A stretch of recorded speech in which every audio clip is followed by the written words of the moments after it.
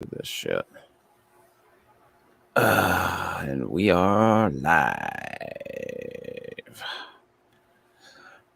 Okay. Let's get started here. It's April 3rd, 2023, and these are your Fortean Files.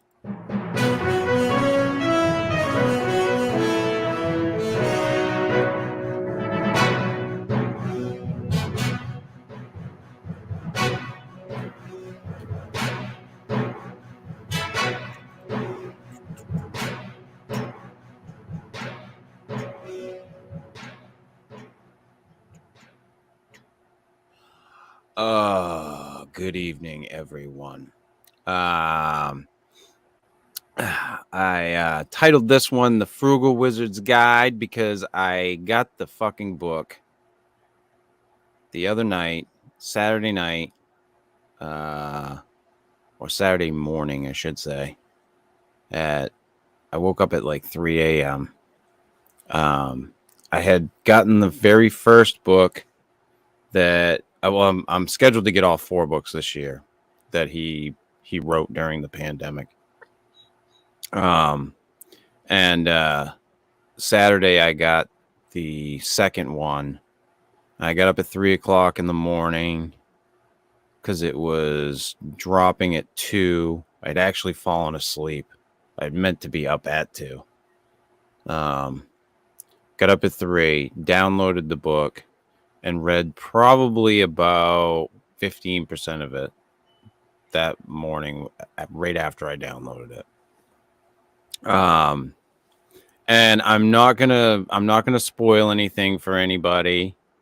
I'm not gonna ruin anything. The book is fucking awesome. For me, it was awesome. I loved it. It had everything that I wanted. It had like quasi time travel in a way, but not. It had the multiverse. It would, it took place in like medieval England. So the basis of the book is that. Hi, Katie, by the way. Hello. Good evening. The basis of the book is it starts out that a guy wakes up. He's in like a field or like a pasture or something. And all the ground around him's burnt. There's like the ground where he is the only part that isn't burnt. And there's like pages of this book just like flying everywhere. And he can't remember anything about himself at all. That's quite a setup. But as he starts like piecing together this book, he starts remembering some of the things about himself. But the book is called The Frugal Wizard's Guide to Surviving Medieval England, or for surviving medieval England. And so throughout the book, which is written in the first person through the eyes of this guy, but throughout the book, as he's going through and telling the story, there's little excerpts from The Frugal Wizard's Guide, which is written like really tongue-in-cheek, about all the different, multi-earths that you could purchase, because people will purchase these different dimensional Earth like planets to go live on. So it had science fiction, like I said, it had kind of time travel, but not really, because what they would do is they would find planets within a spectrum that were the same age as, obviously the same age as Earth, was Earth, or is Earth, but the people hadn't advanced as far yet. So they were still in the medieval times. but it was really interesting. I enjoyed the book a lot. I would recommend it to anyone who likes science fiction with a little bit of time travel maybe, but not really. Like it seems like it's time travel, but it's not Yeah. in a It does way. sound really interesting. I'm not into time travel. That stuff breaks my brain, but that does actually sound pretty But there's interesting. definitely like future technologies in it. Like the guy has like armor plating in his body and nanites, medical nanites, I think they're called, that like heal him Hmm. and shit. It was really cool. Hmm. And I don't want to give too much away. Like I said, I don't want to give any spoilers about the book. I want people to read it, enjoy it. The first one, Tress of the Emerald Sea, I absolutely fucking loved. And I did not read that right when I first got it. I sat on it and sat on it. And when I finally read it, I was like, oh my fucking God, is that book good? Yeah. So, and I was telling Katie, right before I read the Frugal Wizard's Guide for Surviving Medieval England, I had read a book by Ronald Malfi called Snow. And that book was really cool. It kind of had like these weird snow zombies. And it starts off like these people are stuck at an airport because all the flights are grounded because of the snowstorm. So they go to rent an SUV to get the fuck out of there and go get where they're going. And as they're going along, they go to get off at an exit to stop for whatever. And there's a guy in the road, and when they try to miss him, they fucking wind up in the ditch and ruin the fucking car. So they've got to stay in the town. And come to find out, the guy's acting really weird, and he has these slices down the back of his jacket. And it That is just the gets, start to a good horror movie if I ever yeah, heard one. it gets fucking great. They go into the town, and the town's like deserted. And it just gets better and better and better. I That read sounds good. the entire book in a day. That one sounds real good. I could read that. Yeah, and I was not shocked to have read the book in a day, because I read the only other book that I've read by Malfi was Come With Me. And I read that book in a day. Really good. Just it was a quick book. I'm sure it was fairly short. But it was very well written. It just kept me enthralled. It kept me wanting to read it. I think was the thing that made it go so fast. But Couldn't put it down. yeah, so did his other book.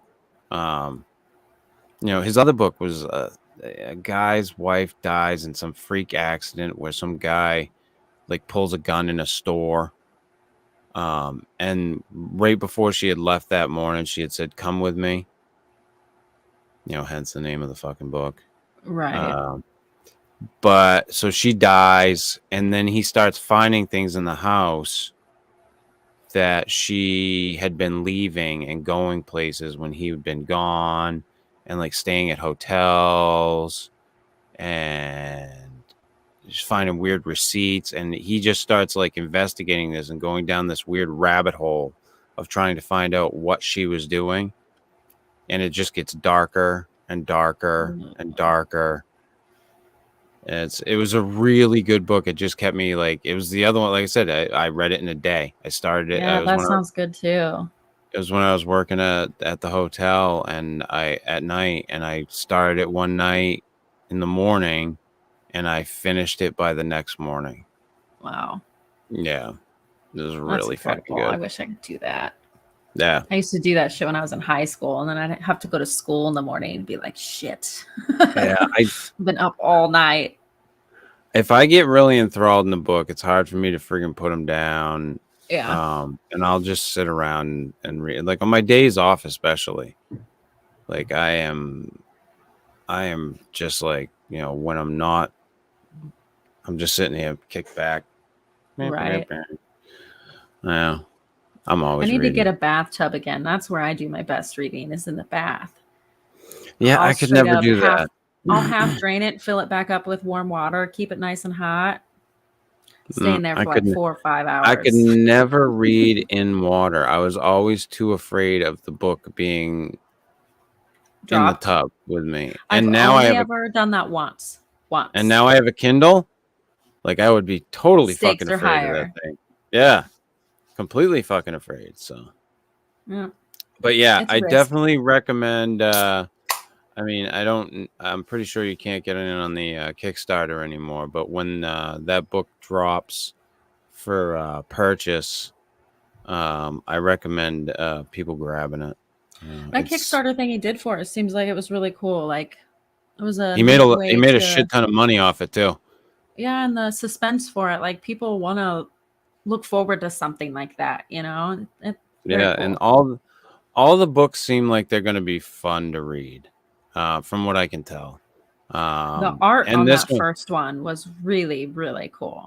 I oh yeah, really and thought it that was was neat. inside the book. The art was amazing. I bet. The first one, Tress. There was some really, really cool pictures inside the book. Like I said, I don't want to give anything away because I start talking about the pictures, it Right. gives away something about the book, the really cool ones. But that book, it was had some really neat things. The spore seas were really cool. These seas made of spores, and it worked like water. And there was a scientific way he explained how it worked like water, and they were able to sail on these spore seas. It was an interesting fucking book. And the story, the whole story of this girl, who goes searching for the son of the Duke, I think, who is like missing, and she's never been off this little rock out in the middle of the Spore Sea. It's not a rock, really. They call it a rock, but it's an island. Yeah. It was just a cute little fucking book. I enjoyed it a lot. That's very But cool. yeah, if you're interested in that sort of thing, I recommend that you go out and fucking grab it. It was good. But other than that, I don't think I had anything going on this past week. I'm feeling better. That's I good. was telling Katie before the show that I mean, I feel it in my incisions a little bit. Right now, today, they've been itchy, which means they're It's healing. the healing process. Yeah, that's a Pain good in the thing. fucking ass. Right. But otherwise, it's just been trying to get through the uncomfortability of the healing process. Yeah. I went back to work last week. I went for a couple of days. First day I went home early, and the second day I wound up staying. This week I'll wind up all staying all my full shifts all 3 days because I need the money, but Yeah. everybody knows how that is. Right. For sure. So, to get on with our stories of the fucking evening, what have I got tonight for you, Katie? Dun, dun, Let's dun, hear dun, it. dun. Oh, here's an interesting one that I found. This one's not really a story. Well, it was, but the story that I tried to grab wouldn't let me oh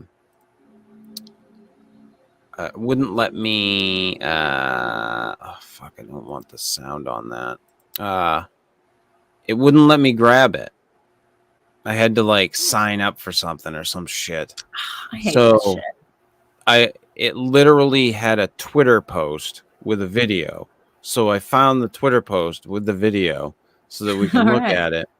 And all this is some experts used AI and computer vision to stabilize the Patterson-Gimlin footage. Okay. Um, Which has been and done manually before. Right. So I'm going to show you this, and I can make it full screen too. So Oh, nice.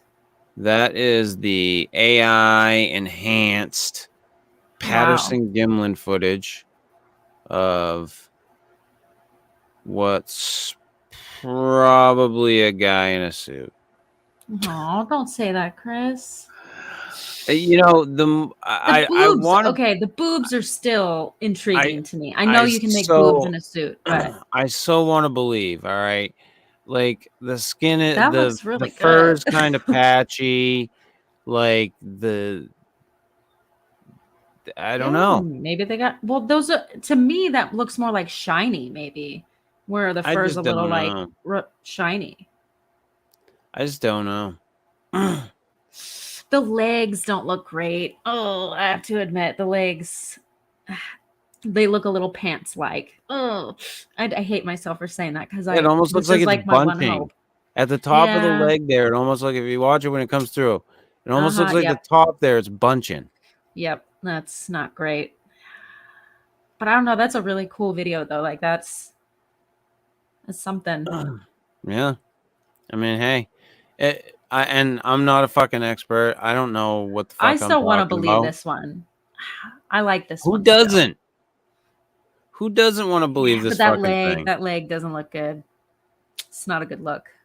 Yeah, it's Oh, and the ankle there. Ooh, I just looked at his feet there in the beginning. yeah, it's rough. Like you just I don't, you can just keep picking out shit. it's so hard. Yeah.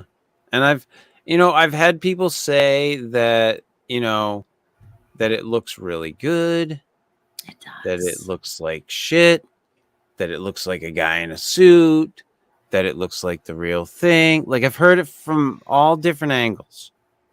Well, You and it's know, such old footage too. yeah. I It's a mean, hey, complicated matter, but I don't know. That was cool to see. What that was cool. yeah, I thought you'd like that one. So Yeah. I mean, I knew I would Yeah. when I saw it. So let's see. Let's go with this one is from fandomwire.com. Oh god, my eyeball. One time a ghost was sitting downstairs. Brad Pitt bought $40 million haunted house and he was surprisingly excited about it. Cassandra Peterson, who is widely known for her portrayal of Elvira, Mistress of the Dark, is a renowned personality from the 1980s. The Diamonds Are Forever actress recently shared that the Los Angeles mansion, which she sold to Brad Pitt in 1994, was haunted. Peterson shared this detail with the actor. However, instead of being afraid of the ghosts, the actor was thrilled to share a house with them. Recently, Cassandra Peterson appeared for an exclusive interview where she gave details about the paranormal activities from her former mansion in Los Angeles. While ordinary people avoid encounters with ghosts because of their belief, which causes fear and anxiety, leading to unsettling experiences in their living space. But not for Brad Pitt and his family, as he bought the house and moved in along with Angelina Jolie and their children before they parted ways. Recently, Cassandra Peterson appeared for an exclusive interview with People's Magazine. The actress shared details about Brad Pitt's immediate fascination with the mansion, as he got very excited to reside in a haunted house. The Munsters actress continued explaining that she had several spooky encounters in the 29-room mansion, such as people walking upstairs, a ghost sitting downstairs, and even a spirit floating around at the bottom pool. Excuse me, at the bottom pool. Peterson and her husband, Mark Pearson, have started having haunted incidents in the mansion right after they moved in, and it escalated to the point where they had to exorcise the mansion because they were not sure if they could continue to live here. However, when she told Brad Pitt about the details of the haunted incidents, he loved the mansion even more. Even though Brad Pitt loved the haunted house, which he bought from Cassandra Peterson in 1994 for $1.7 million, it seems the Troy actor has grown bored of the enormous mansion as he sold the house nearly after 30 years. Brad Pitt sells his LA, and then fucking repeats itself. Jesus Christ. Nearly after 30 years, Brad Pitt has decided to sell the mansion, which he bought from Cassandra Peterson in 1994 for a reported fee of $1.7 million. Yeah, he bought a haunted house. Cool. Huh. All right. Anyhow. I like Elmira better than I do Brad Pitt. I thought she was gay. Did she like turn Maybe. gay? Mm-hmm. Could have swore she was gay. She might have been. Is she still alive? That's a horrible thing to say. Oh, yeah. Okay. Yeah, you're right. Yeah. I've seen her on. Wait a minute. I'm looking it up. I'm an asshole for asking that. Partner, Teresa T. Weirson. So she is now. Indeed. Oh, wait a minute. No, her spouse was Mark Pearson from 1981 to 2003. How old is she? 71 years old. Oh, yep. I'm an asshole for asking that. I apologize. She looks amazing for 71. I was going to say, yeah, no. She looks I'm amazing. an asshole. Jesus. Anyhow. On to our next story of the evening. Let's see. From Perth Now. Excuse me. perthnow.com.au. I need a drink before I start this one. Jesus. Central Queensland farming couple have reason to believe aliens are mutilating their cows. Cows with their organs removed with surgical precision and the appearance of strange lights have led a pair of Aussies to believe in the existence of aliens. A cattle farming couple living in central Queensland have claimed their cows are being killed by aliens. In an article in the Daily Mercury, Judy and Mick Cook claim they've lost 20 cows through some bizarre circumstances. In circumstances that would be enough to pique the interest of the X-Files, Scully and Mulder, the cows are found with their organs removed with surgical precision. But unbelievably, if I could fucking talk tonight, there was no evidence of movement near the carcass, nor a speck of blood found at the scene. 6 months ago, the Cooks found the latest victim, a cow with its udder, cheek, and tongue removed, and again, there was no evidence of movement or blood. And those are all soft flesh, which animals usually eat right away, by the way. Indeed. How is it happening? It must have something that lifts it up and puts it down and doesn't leave any marks, Mrs. Cook said. It must be. God damn it, Katie. It has to be something that lifts it up and puts it down. I'm sorry. Have they not heard of the chupacabra? The chupacabra is amazing. Chupacabra is a bloodsucker, right? Is that what's doing it? Is the chupacabra? I would leap to a chupacabra more than I would an alien abduction. Well, Katie, you would be wrong because the appearance of really strange lights around the property made the pair believe it could be something extraterrestrial harassing the cows. Reports of cow mutilations have been circulating around the world for more than 50 years. Blah, blah, blah, blah, blah, blah, blah, blah, blah, blah, blah. And that's all. That's the whole story. That's it. Of course it is. You gotta see this picture though. This is the picture that they used. Is it of a dead cow? I'm not gonna tell you. You just okay. That's the picture. Excuse me. Are those bones? Pretty much. Oh, okay. I'm making it out now. It's very small on my screen. Yeah, okay. I couldn't make it any bigger. Those are bones. Yeah. So. Yeah, it's just like a fucking dead cow carcass. I still say chupacabra if you ask me, but chupacabra. I'm with you. Yeah. I'll go chupacabra. I can buy it. I can definitely fucking buy that. Could buy more than aliens. Yeah, I mean, really. Our next story of the evening from the mirror.co.uk. New recording of Bigfoot howling like a siren is proof of monster, claims expert. Oh, Matt Moneymaker claims to have had a personal encounter with two Sasquatches in 1994. recalling how one of the creatures growled at him before he fled the scene. A Bigfoot expert claims he has proof that the mystical creature not only exists, but has been stalking through campsites and communicating with others by way of a bone-chilling howl. Matt Moneymaker, founder of the Bigfoot Field Researchers Organization and Sasquatch hunter and Animal Planet's Finding Bigfoot, is convinced that the animals are real, but admits that they are elusive due to their nocturnal habits and smart ability to evade humans. The biggest misconception that people have is they hear the word Bigfoot, they think that it's just referencing a single creature, Matt said. He said the media has turned it into this kind of singular monster thing rather than a biological population. Matt told the U.S. Sun the creatures are very intelligent and very clever, and that people don't realize how elusive they are and how smart they are and how nocturnal they are.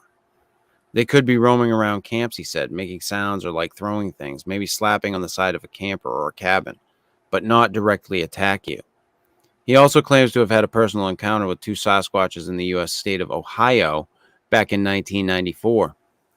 The larger of the two came up behind me like something's watching you, and it stepped out of the tree line about 15 feet away, he recalled. It growled at me, so I got up and walked away. While he hasn't been able to gather any physical evidence himself, Matt insists that the creatures have left handprints on windows and things, and says they have a distinctive howl that sounds like a siren. In terms of things to listen out for, Matt said that the most common habit of the Sasquatch is to knock on trees. It's the most common habit, Katie. It's the most common. We know this.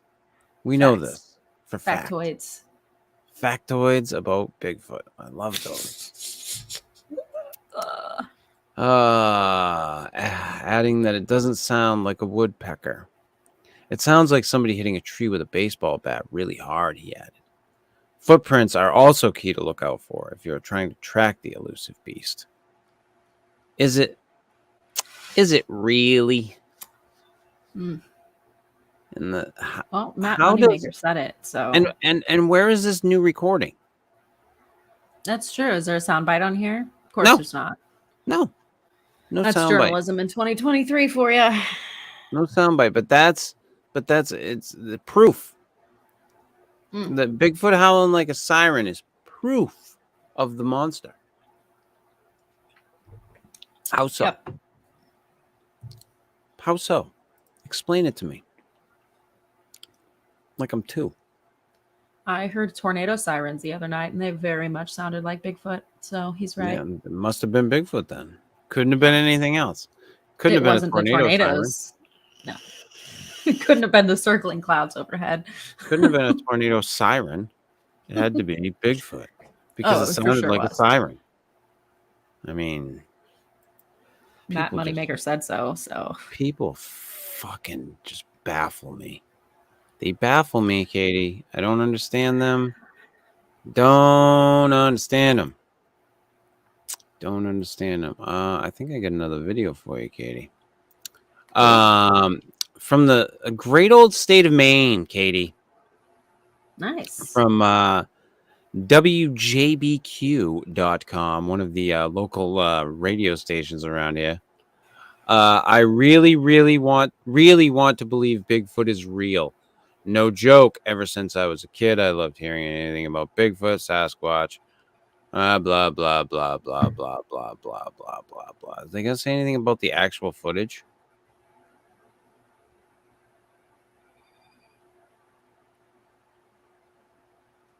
And they show the picture there. Now here's the video. I'm just gonna go to the video. See if it goes to it. I'm gonna gotta share it. Share. Close that. See that okay, Katie? Yes. See it better now? Yeah. Talk shows and everything, and when they had to like look up their record, they had all these felonies like in process, so they couldn't actually do anything. Yeah. Going down the trail. Yeah, it's fucking great.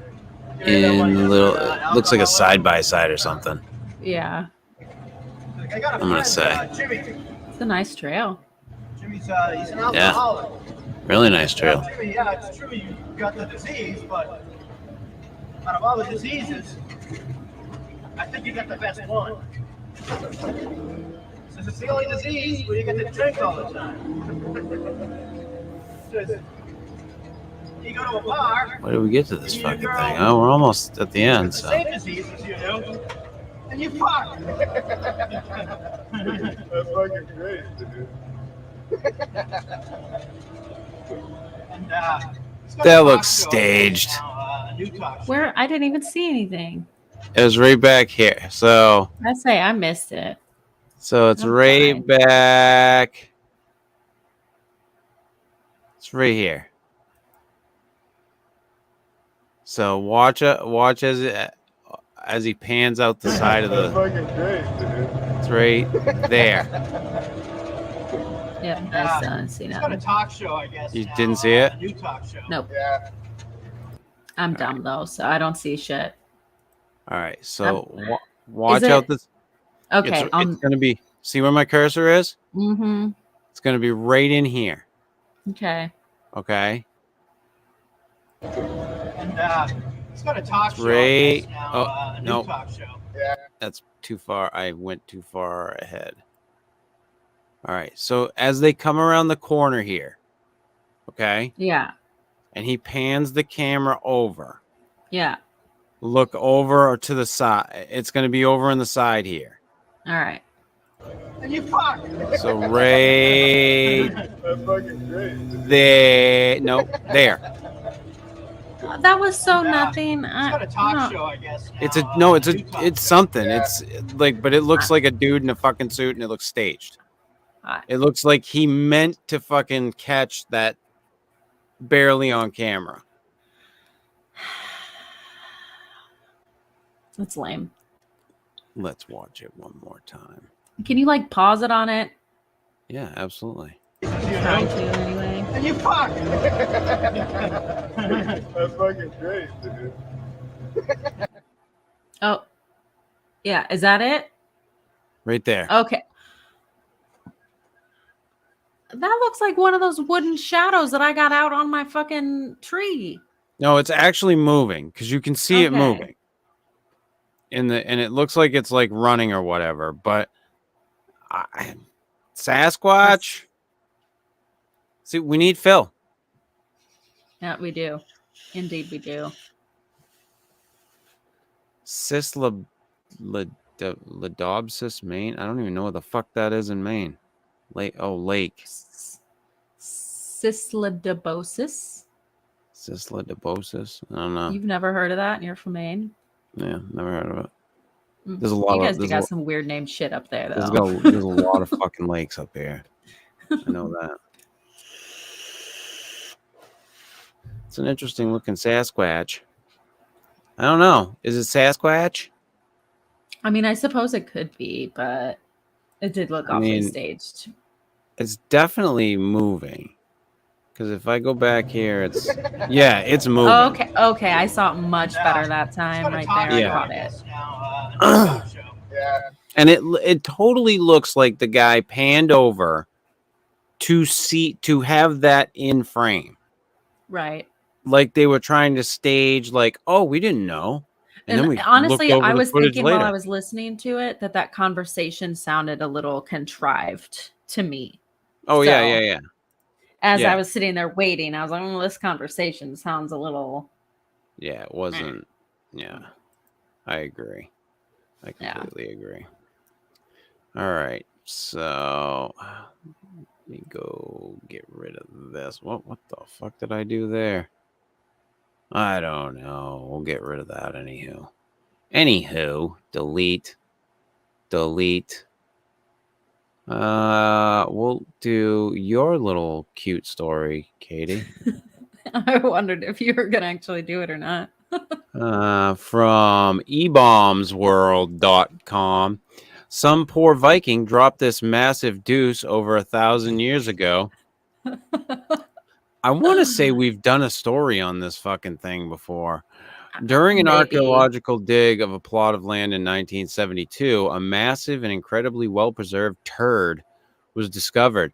Coming in at a whopping 8 inches long and 2 inches wide, it was dubbed the largest, oldest human fecal sample in existence. After running Yikes. some very scientific tests on the turd, it was revealed that it had survived more than 1,000 years perfectly intact on the plot of land it was discovered upon. Excuse me. Further examination revealed it belonged to a Viking who had a poor diet, predominantly made of meat and bread based, and described as moist and peaty. Moist and peaty. Okay, then. The sample was covered in hundreds of parasitic eggs, suggesting that the creator of the poo likely had intestinal worms. Gil Snape, a student conservator on a placement with the York Archaeological Trust, was quoted as saying, "Analysis of the stool has indicated that its producers subsided largely on meat and bread. It dates back to approximately the 9th century, and the person responsible is believed to be a Viking. Whoever passed it probably hadn't performed for a few days, shall we say. This guy had very itchy bowels." Great adjective use. Well, there's a first for everything, and dropping a historical, record-worthy deuce isn't something everyone would be proud of. Oh, Jesus. It's something. Yeah, I guess. It's definitely something. I'm a child. I'm sorry. No, that one was fucking funny. That one was definitely funny. And our next story of the evening, Katie, from MIT Tech News. This is mitechnews.com. mitechnews.com. Triangular UFO seen over Florida. I'm not going to read this fucking thing because it's super short. What I am going to do, Katie, is show you the fucking video. Right so on. you can see it. I like that. Because it's pretty interesting, actually. I'm not going to say it's anything cool. That it's definitely a UFO. But it's something. It's a something going through the sky. As you can see on the left-hand side of the screen, there are some lights in the sky, Katie. Mm-hmm. Indeed. And they are traveling left to right. Where's this at? Florida, I think. Oh, yeah, that's right. You did say Florida. Yeah. Just some lights They are moving together quite well. floating around in the sky. Is it a UFO? This could be like drones or satellites or something. I don't know. I suppose that's interesting. Although they seem to be getting further apart now than they were in the beginning. They look like they're still the same distance, although looks like the other two went behind a cloud or something. Mm-hmm. Yeah. That That's is really weird. interesting, I guess. The one kind of stays there. Hmm. Is there more to it? Oh, what's that? Is that the same shit? I mean, it just looks like from a more in-person angle, obviously, than a doorbell cam.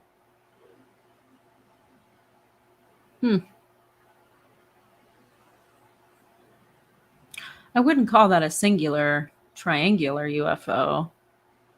UFO sightings. Subscribe. That was dumb. Yeah, those look like some lights.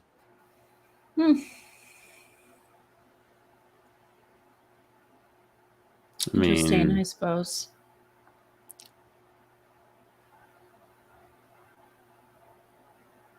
I don't know. Did multiple people see it? That's what I always wonder. Look at how there's cars driving around. There's two different people walking around in that video. Yeah, Did it seems like anybody it's else kind of like see this? it seems like it's kind of like spinning too. Yes, it was changing positions for sure. It was staying But together pretty good, but yeah, I don't know. It's kind of weird. it's very weird. I mean, if I saw that in person, I would certainly be like, "Whoa, what the fuck is that?" this? What the fuck? It looks like there's another light coming across. I thought that too, but then I thought it was just a street light behind that tree or something. No, it's not. It was moving. I was paying attention to make sure it was moving. Yeah, I don't know what that thing is after it. If that's the same lights filmed from a different angle or whatever, but Right. that's kind of like what I saw. Well, Yeah, that's why I say it's interesting, because it's kind of like what I saw, and that was back in, oh I was god, just gonna ask what year that was. the fucking early 90s, early 90s, like 90, maybe 91, maybe even like 89 could have been, but it was a fucking while ago. But it looked a lot like that. Like 3 separate lights. Yeah, and it was moving very slow, but it made no sound. I don't know if that was making any sound or whatnot. Right. None of that was stated, but what I saw had no sound, just the lights. And like I've said before, I don't know what the fuck it was. I'm not claiming that it was a UFO or an alien or aliens. I'm just saying that I saw it. That's all. Right. But it looked a lot like that. I don't know what that was, but I certainly don't either. But that was a long time ago. Right. It wasn't like recently. Yeah, now you hear about satellites being released and stuff and drones and stuff, but back then that kind of shit wasn't flying around a lot. The shit they can do with drones now is crazy. Yeah. You know, they can make shit look really weird in the fucking sky with drones. Mm-hmm. They do light shows with drones. Well, and even just people's at-home stuff. I've had literally just out here on the lake been like, what the fuck is that? And it's like a low-flying drone. It's somebody with their little hobby drone flying around the lake. Like, it trips you out. Oh, yeah. People do it down here at the beach all the time. Yeah. All the time. And they'll come flying by the fucking house. Uh-oh. Hold on a second. Oh, never mind. Just kidding. My My nephew's over at my mom's house, and I thought he was coming, but it was just Joe. No worries. Oh, okay. All right. Our next story of the evening. So, I did find something. You had said you wanted to find something on Lori Vallow, and everything was too long. What I found was long too, Katie. I know. They all try to cover the whole damn thing, and it's a lot. Yeah. So this is kind of a twofer, because it's true crime, and it's like it's a cult story. It's Cult Mom. I mean, that's really been her nickname in the news, is Cult Mom. So yeah, and this woman is just fucking despicable. Excuse me. Truly the worst. I don't understand how someone can do this type of shit. I don't get it. Like, it's your kids. I don't either. I think the saddest part to me that's really stuck with me as far as the horror of what a mother could do is the fact that Tylee was old enough. She was a teenager. And she heard her mom talking about people being evil and talking about being on this scale. And heard her mom talk about her being on that scale. Yeah. She had to have had some sort of mental process where she had to have been afraid. Had to have. Oh, yeah. Or if she wasn't, how much more awful is that? That it's just so awful that a mother could betray her nearly adult daughter at that point that badly. I mean, she was a young teenager, but still, like, she was so much grown. And wasn't it her brother that did the killing? Which would have been Tylee's uncle. Yeah. Yeah. They're pretty sure that he did anyway. Yeah. Yeah, they're pretty sure that he was the one that did it. It's so rough. Awful. It's fucking rough. But anyway, from the independent.co.uk, Doomsday Cult, 5 mystery deaths and children buried in a pet cemetery. Cult mom Lori Vallow faces trial. It looked every inch the fairy tale wedding. So what the fuck? Oh god, I gotta register. It's one of those I could read it earlier. You motherfuckers. Those bitches. Oh, you know what I'm gonna do though? I know how I'm gonna do this. I'll find one. God damn it, you motherfuckers! I literally could read this story earlier. Lori I hate that shit.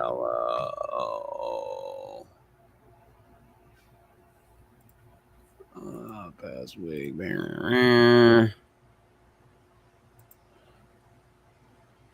We'll just do it like this. Okay, how's this one? This one's good. All right. Not that one then. Fuck the Independent. Yeah, fuck 'em. From CBS News. From CBSNews.com. Jury selection starting in Idaho trial of Lori Vallow Daybell, accused of killing her 2 kids and husband's late wife. Hundreds of people are expected to gather at an Idaho courthouse Monday morning as attorneys begin selecting 18 potential jurors for the trial of a woman charged in what prosecutors say was a doomsday-focused plot. Prosecutors charged Lori Vallow Daybell and her husband Chad Daybell with conspiracy, murder, and grand theft in connection with the deaths of Vallow Daybell's 2 youngest children, 7-year-old Joshua J.J. Vallow and big sister Tylee Ryan, who was last seen a few days before her 17th birthday in 2019. Prosecutors also have charged the couple in connection with the October 2019 death of Chad Daybell's late wife, Tammy Daybell. Both defendants have pleaded not guilty, but only Vallow Daybell's trial begins Monday. The cases have been severed, and Chad Daybell's trial is still months away. Vallow Daybell faces up to life in prison if convicted. The investigation garnered worldwide attention and was closely followed in the rural eastern Idaho community, where the bodies of the children were found buried in Chad Daybell's yard. As a result, 7th District Judge Stephen Boyce moved the trial more than 200 miles east to the city of Boise. Prosecutors say the Daybells espoused strange, doomsday-focused beliefs to further their alleged plan to kill the kids and Tammy Daybell to collect life insurance money and the children's Social Security and survivor benefits. Police documents detailed interviews with family members and friends who said the couple led a group that met to pray, believing they could drive out evil spirits and seek revelations from beyond the spiritual veil. Vallow Daybell's close friend Melanie Gibb told investigators the couple believed people became zombies when they were possessed by evil spirits. I guess. The group would spend time praying to get rid of the zombies, and believed if they were successful, the possessed person would physically die, freeing their trapped soul from limbo. Vallow Daybell called JJ and Tylee zombies several times before they died, Gibb told investigators. Authorities summoned 1,800 potential jurors to the courthouse in late March, requiring each of them to complete a 20-page questionnaire in hopes of winnowing out anyone unable to fairly try the case. Defense attorneys and prosecutors have spent the last few days reviewing the questionnaires and will begin questioning the remaining jury pool members Monday in an effort to pick 12 jurors and 6 alternates to hear the case. The process could take days. Idaho law enforcement officers started investigating the couple in November 2019 after extended family members reported the children were missing. During that period, police say the couple lied about the children's whereabouts. The children's bodies were found buried on Chad Daybell's property in rural Idaho. The couple married 2 weeks 2 weeks after Chad Daybell's previous wife died unexpectedly. Tammy Daybell's death was initially reported as resulting from natural causes, but investigators had her body exhumed after suspicions grew when Chad Daybell quickly remarried. Vallow Daybell is separately charged with conspiracy to commit murder in Arizona in connection with the July 2019 death of her previous husband, Charles Vallow. He was shot by Vallow Daybell's brother, Alex Cox, who claimed the killing was self-defense. The Arizona case is on hold during the Idaho proceedings. That case is fucked up. Just fucked up. It's tragic. Like, these two little kids, these two young fucking kids lost their lives because their mom believed in some wacky ass shit. Yeah, she went all in. She dove headfirst, and it's all just so bad.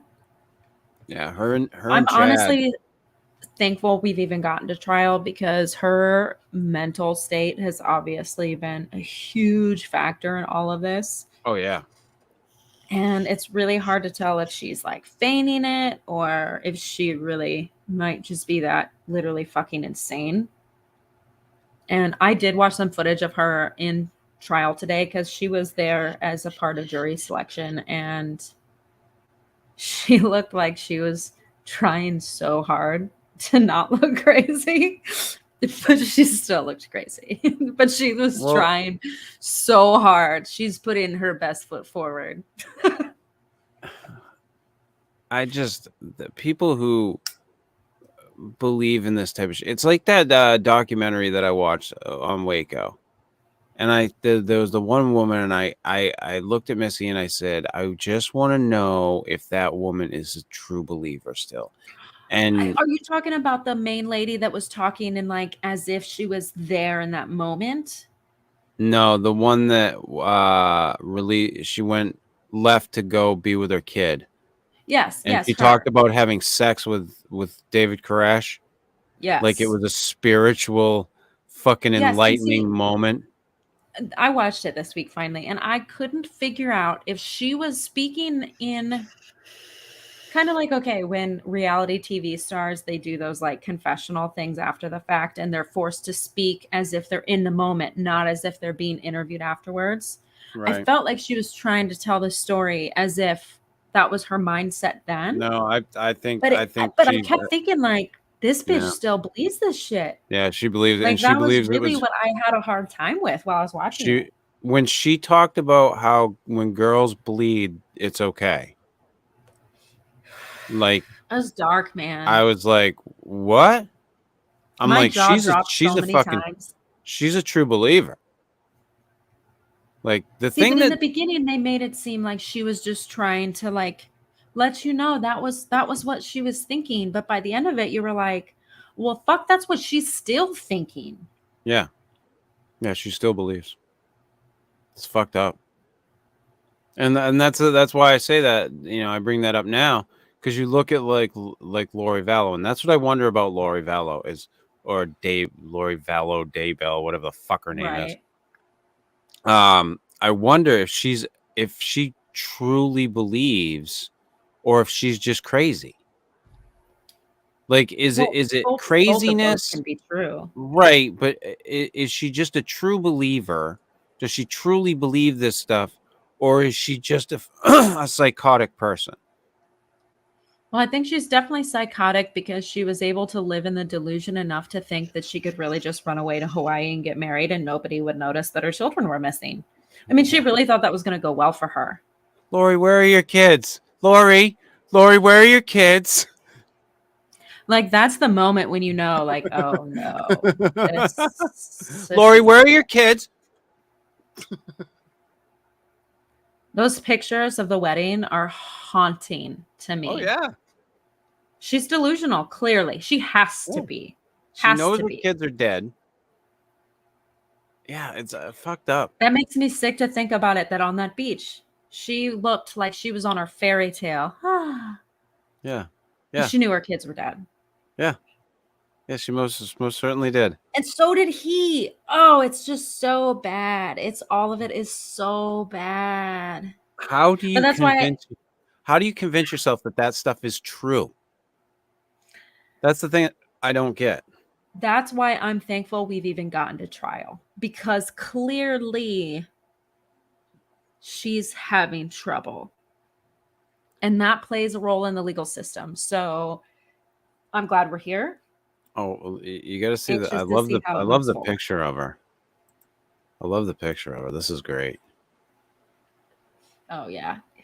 That was pretty early on. But she doesn't have her lipstick on there. Yeah, she's just a fucking prison mess. Lipstick. She's got prison lipstick now. Yeah, her first court appearance, she had clearly like all this like prison made makeup on and stuff in her very first court appearance after she got arrested. Wow. It was funny. I've been following this since literally Hawaii, so. Oh yeah, I know. You've been right on it. And yeah. It's a very strange case. I don't understand people like this. I really don't. I have no concept of how, especially if it's your own kids. Like, how could you? And her brother, like, he was their uncle. Like, how do you do that shit? Well, their relationship was weird, man. I have a niece and a nephew, and I can't imagine it. No. Can't imagine. And it's weird that he died too, and that adds a whole nother layer to the court case because he's a very important part. And he's dead. So that doesn't help anybody. No. I was originally really disappointed. This case was they were going to be tried separately in 2 different trials with 2 different juries, but at the same time, because the evidence is but because of all of her mental delays, they got separated. But now, ironically, she's going to trial before he is. It's been a really messy process up to this point. Yeah. So and I don't think it's going to get any less messy. No. I really don't. I think it's going to get more messy. Rather than I don't think they're going to let cameras in, which I'm kind of disappointed about because I would totally watch those live feeds, but I'll still be following it very closely. Did you see that they're going to do another one of those manhunt documentaries on Netflix about the Boston Marathon bombers? Oh, that sounds like it'd be a good one. Yeah. The few that they've done, the one on the bombing at the Olympics where they tried to frame Richard Jewell for it there. They did that one, and then they did the one on Ted Kaczynski, which were both good. Yeah.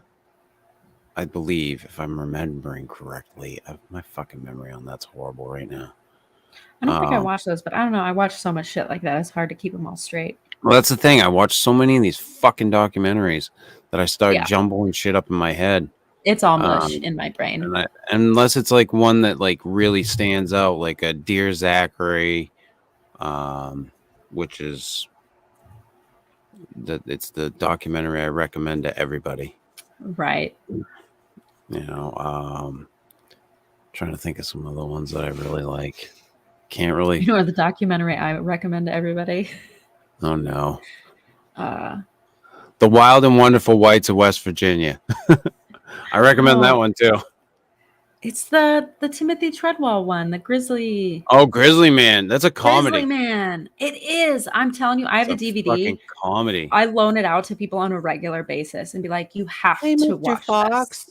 This. Mr. Fox. Give me back my hat, Mr. Fox.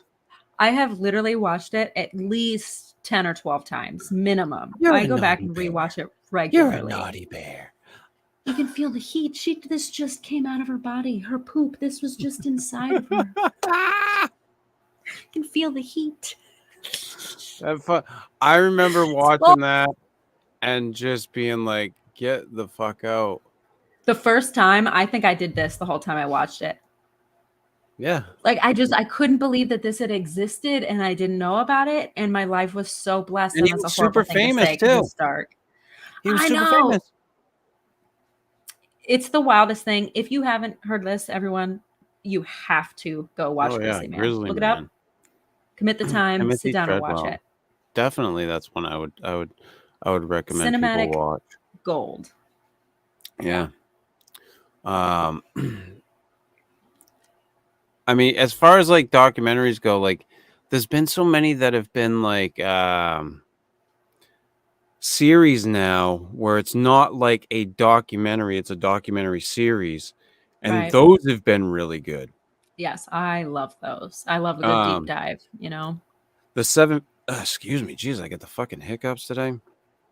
The 7-5, which is about police corruption. It's about Michael Dowd, who was a cop in New York City. Is a fucking great documentary. Oh my god. I've seen that one. That one's a good one. Fear City, about the mafia, is a pretty good one. I'm trying to think. There's a fucking shit ton of them out I there. liked that murder one that we did that was like Murder by the Ocean or something, and it was that kid unraveling his like mother's murder story that's unsolved. Oh yeah, and like there's still questions about his dad. And there's supposed to be like a follow-up. I'm not kidding you when I say I look for that follow-up all the time, like every 6 months. Like, is it out yet? Yeah, I hope so. It's good stuff. It's a good one. And we were talking. I finished the BTK book, and that BTK was a fucking brutal motherfucker. I had always been fascinated by a lot of the other serial killers like Dahmer and Bundy and Ed Gein, but fucking Dennis Rader, oh my fucking god, what a piece of shit. Yeah. And I had no idea like what I just I was like, oh, he's the fucking bind torture kill guy. He's like the fucking guy that uses the ropes. Okay, cool, whatever. But reading about his story and learning more about what he did and what he did to the Otero family, that little girl, I think her name was Justine, down in the basement, just horrible. Just absolutely fucking horrible. And that was just one victim. Yeah. And he was indiscriminate with that shit. Did not care. But it was so dark. There's a section in the book where the profiler, John something, I can't think of his name right now, but he goes through Rader's private journals and kind of relays the information. Like it's not like verbatim, you're not like reading his journals, but he's like going through the stuff and each one of the murders and how Rader saw the murders. And it was very interesting to see the murders through his eyes, like his annoyance at things, like things that didn't go his way. Like the biggest thing that happened in the Otero murders was he had no clue that the husband was going to be there. He had no clue there was a husband. He thought he was going into a house with just the mother and the kids. That's quite a mistake. Right. He and a lot of his stuff was like annoyance. Like he didn't realize they had a dog. And he was like, how could I be so stupid? But it was his first murder. Oh, okay. But it's just interesting stuff to read and creepy too. Like really creepy to read. He always creeped me out with the way he talked about it once he got caught was so cold and so just like robotic and matter of the fact.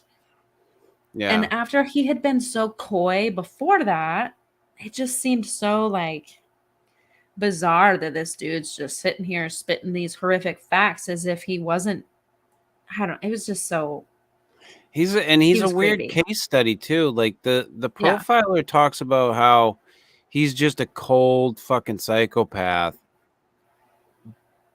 and that the stuff with his family was just all a fucking show. And I don't know. I mean, I don't know. I don't study that shit, but the fact that he could pull that off is so for that long, and not like, I guess like his daughter was off limits to him in his mind, but her friends weren't. And like the way he talks about his wife, like, I don't know. I just don't know. He's a weird one. It's a very interesting case study. He is, in my opinion. He's fucking so weird. So fucking weird. But he's captivated a lot of people. So the way he talked about the rope was what was important to him. Yeah. Like this is what was weird reading in the book. He could get off. He could have an orgasm from tying himself up. Ew. Without any stimulation other than just being tied up. You know what? That just made me make the connection that I don't think I've ever made. When I say I couldn't put my finger on like why he was so weird to listen to in court when he was so openly talking about what he did. Yeah. He was probably getting off on it. Ew. Oh my God. He was just reliving it. Yeah, he was just reliving it. That's literally never dawned on me, Chris. He's just reliving it.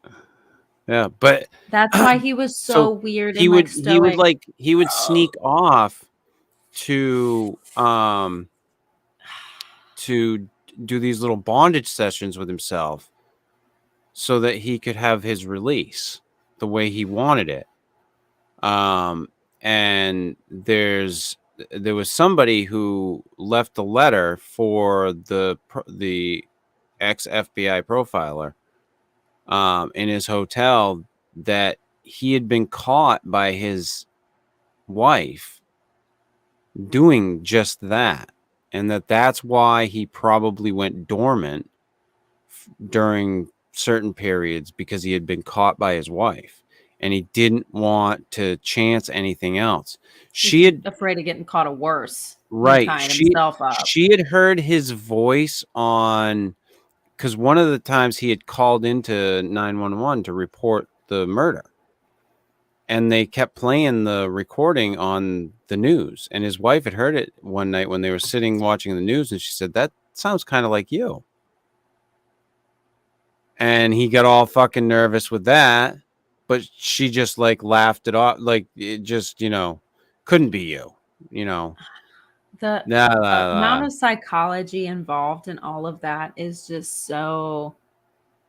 Could you imagine living like that in fear of getting caught for this fucked up shit? Actually, no, I cannot.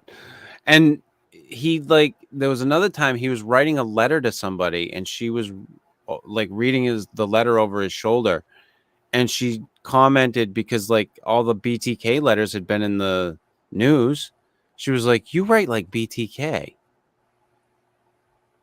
Like, yeah, oh yeah, yeah. Could you imagine being that wife? No. And putting those pieces. Oh, I would have put that shit together. Oh my God. But would you have? Like, really? Would you? That's the thing. Like, people think they would, but would you have? Like, that's the really tough when question. You put that faith in the person you love, and yeah, it's fucking weird. It's so awful. It's all awful. Crime is so awful. And I grabbed something else tonight, Katie. Because cults aren't something new. Unfortunately. And I came across this little ditty from thecollector.com.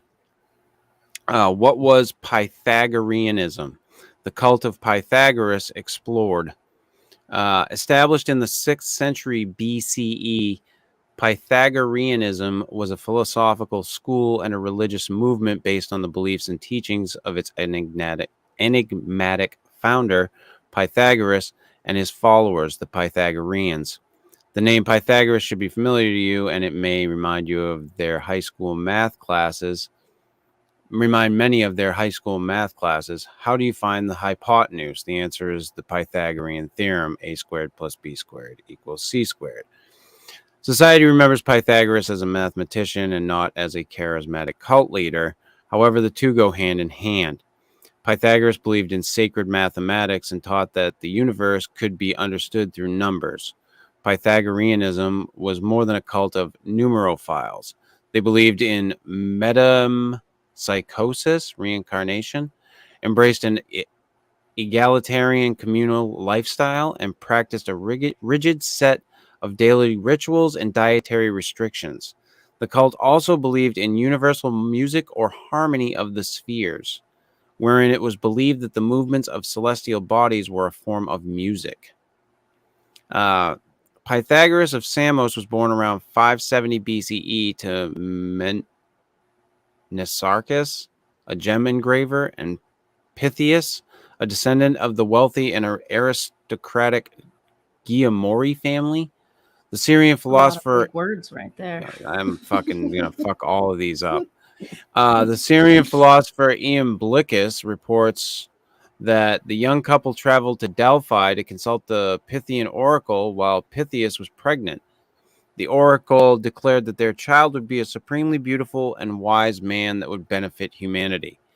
Ancient sources report that Pythagoras was educated by a variety of legendary pre-Socratic philosophers, such as Pherecydes of Syros, Anaximander, and two of the seven sages, Bias of Priene and Thales of Miletus.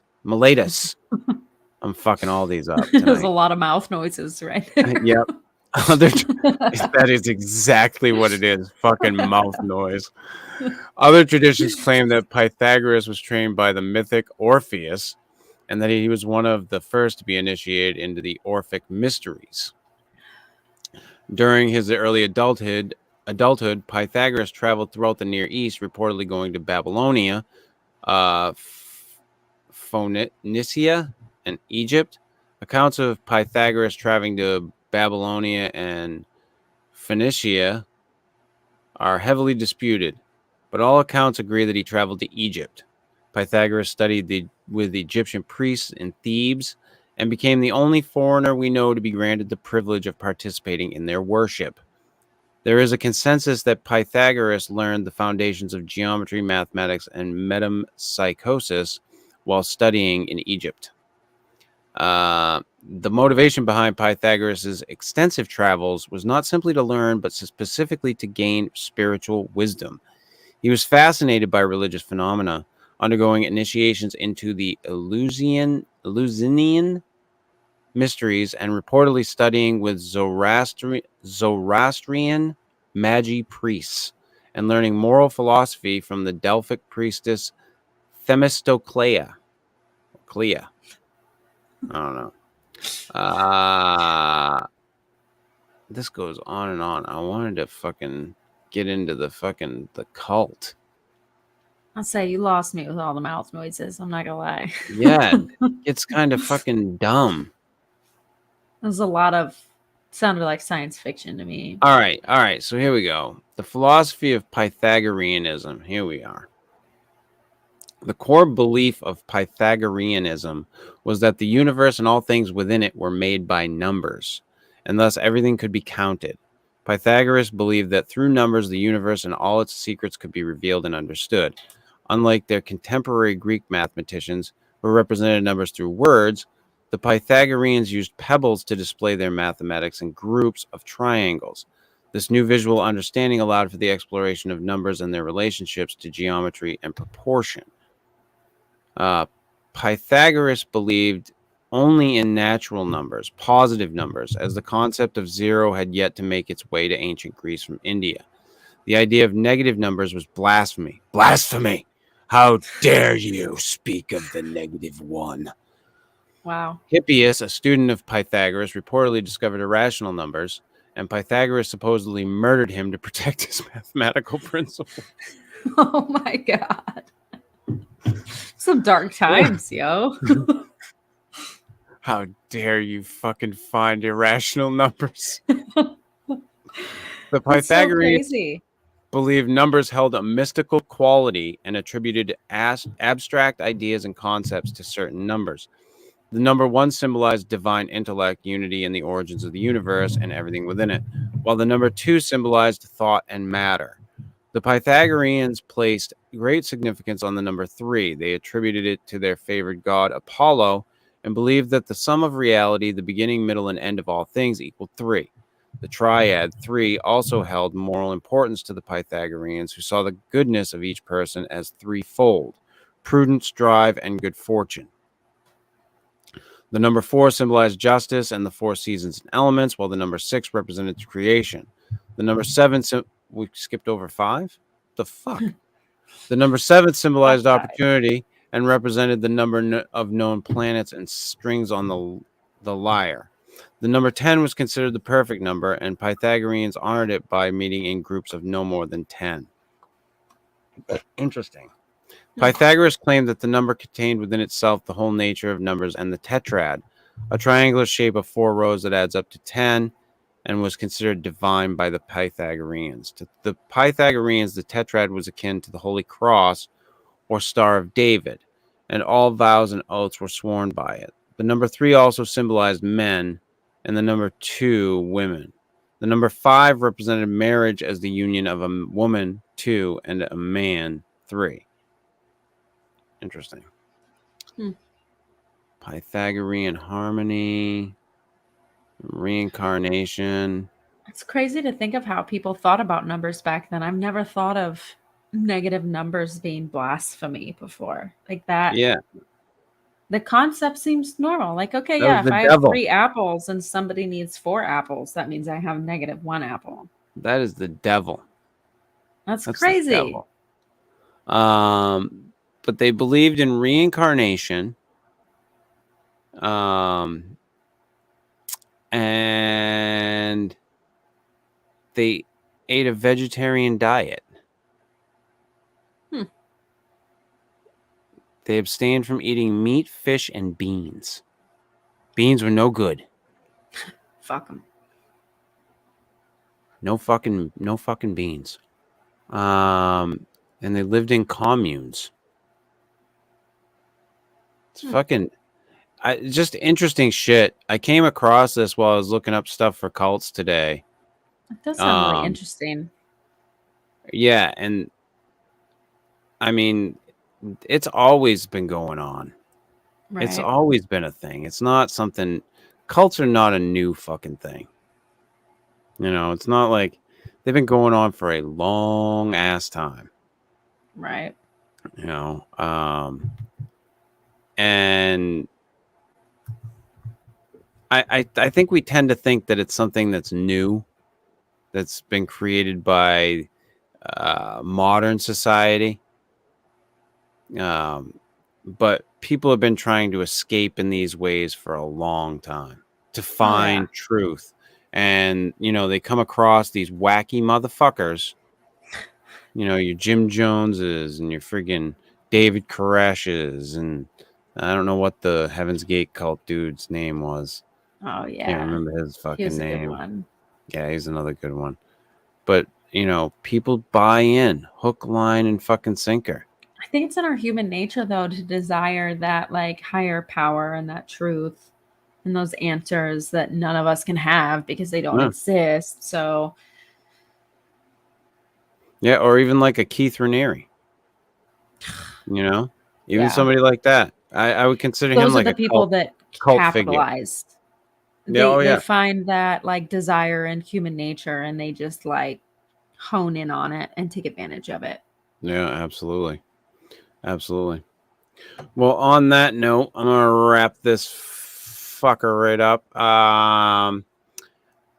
As always, if you enjoyed this shit, go over to the Anchor page. I don't know if this address has changed, but it'll probably take you to the same place, anchor.fm/the Fortean Files. Subscribe to the podcast. Look for the Fortean Files on Spotify. You can still watch the video version of this on Spotify. We are not on iTunes or Apple Podcasts, whatever the fuck that is. For some reason, they rejected the podcast over the artwork. It's a bullshit claim.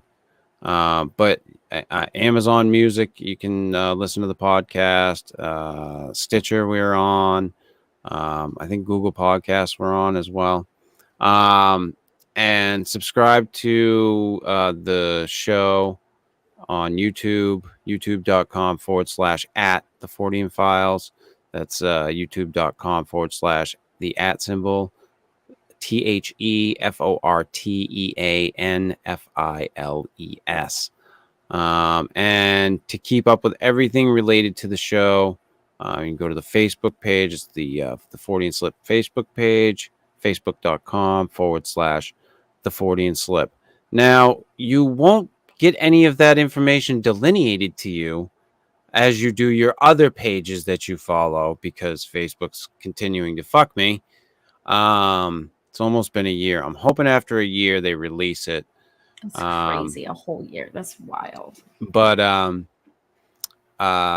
you have to go to the page to check it regularly. But on Monday nights, I always post the links to the show when we're going live, or any changes to the schedule.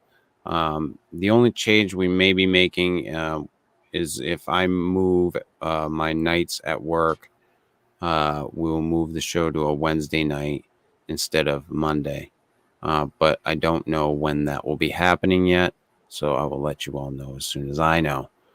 But until next time, be good to one another.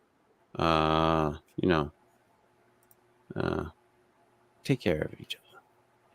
Do those good things that you're supposed to do that nobody else does, because we all suck. But until next Monday at 7 p.m. Eastern Standard Time, have a good week.